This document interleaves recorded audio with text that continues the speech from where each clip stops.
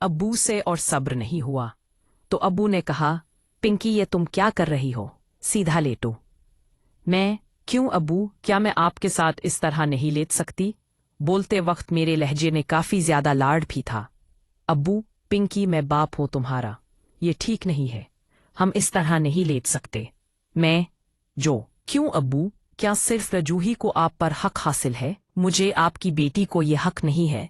अब्बू, पिंकी तुम समझ नहीं रही हो, ये जो हो रहा है बेटी ये गलत है, ऐसा नहीं होना चाहिए। मैं, अब्बू अगर ये गलत है तो किसके लिए, मेरे लिए या आपके लिए?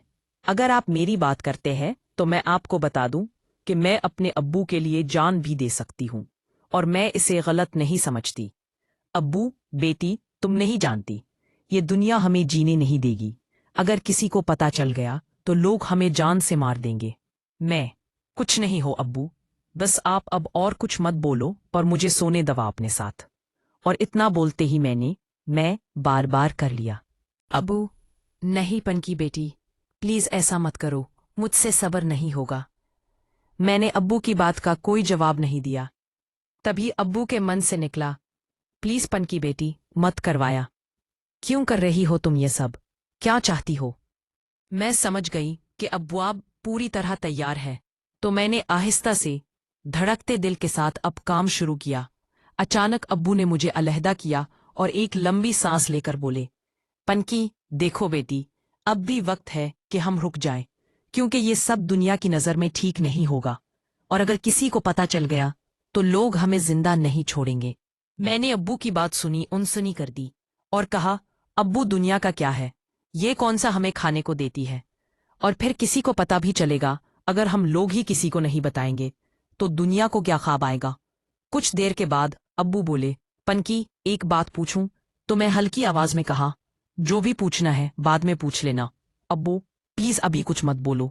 कुछ देर के बाद अब्बू ने कहा, पनकी अभी रुको, मैंने कुछ बात करनी है तुम्हारे साथ। मैंने अब्बू की बात सुनी और कहा, अब्बू मुझे फ्रेश तो हो जाने दे, फिर पूछ लेना जो भी पूछना है, और उठकर चली गई। लेकिन साथ ही ये भी सोचती रही कि दो अब्बू क्या पूछना चाहते हैं। लेकिन जब कुछ समझ नहीं आया तो मैं खुद ही हंस पड़ी और सोचा जो भी पूछेंगे देखा जाएगा। फ्रेश होकर मैं अब्बू के पास बेड पर बैठ गई। उसके बाद कोई 5 मिनट तक हम दोनों ही खामोश लेटे रहे। फिर अब्बू ने एक ठंडी सांस लेकर मेरी तरफ करवट ली और बोले, पिंकी तुमने ऐसा क्यों किया बेटी, और किसके कहने पर यह कदम उठाया है? मैं कुछ देर बाद ये सोचकर कि मुझे अम्मी का नाम, इसलिए मैंने ये कदम उठाया है अपने घर को बचाने के लिए। अब्बू, क्या मतलब, मैं समझा नहीं। मैं, अब्बू मैं अक्सर आपके और अम्मी के दरमियान होने वाली लड़ाइयों की वजह जानती थी, क्योंकि मैं छुप कर आप लोगों की बातें सुना करती थी। हालांकि ये सब झूठ था, क्योंकि मैंने कभी भी अम्मी और अब्बू की बातें नहीं सुनी थी। तभी मुझे पता चला कि असल में सारा झगड़ा किसी रजू का है जिसके पीछे आप है।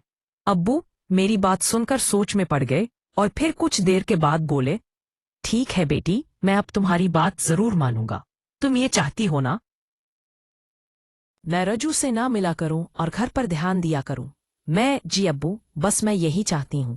अब्बू ठीक है, नहीं मिलूंगा, लेकिन अगर मैं उसके पास नहीं जाऊंगा तो फिर तुम पिंकी, तुम समझ रही हो ना मेरी बात? मैंने कहा, हाँ अब्बू, आज से मैं आपकी बेटी नहीं बीवी बनकर रहूंगी। अब्बू मेरी बात सुनकर खुश हो गए। मैं थोड़ा पीछे हटाते हुए, अब्बू क्या अम्मी आपको पूरा टाइम नहीं देती जो आप इस तरह दूसरी औरतों के पीछे फिरते रहते हो?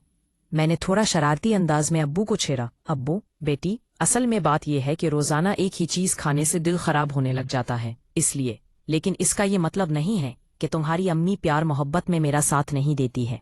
मैं, सर क्या आपका दिल मुझसे भी भर जाएगा तो आप फिर से किसी रजू के पीछे घूमने लगोगे? अब्बू, अरे नहीं मेरी जान, ऐसा नहीं होगा, तुमने तो मुझे अपना गुलाम बना लिया है। और फिर अचानक ही अब्बू ने कहा, पनकी तुमने मुझसे पहले किसके साथ ये तो बताओ? मैं अब्बू की बात सुनकर चुप रह गई, क्योंकि मैं तो समझ रही थी कि अब्बू को पता नहीं चला होगा, लेकिन वो भी खिलाड़ी थे और उन्हें पता चल ही चुका था, और अब वो मुझसे पूछ रहे थे।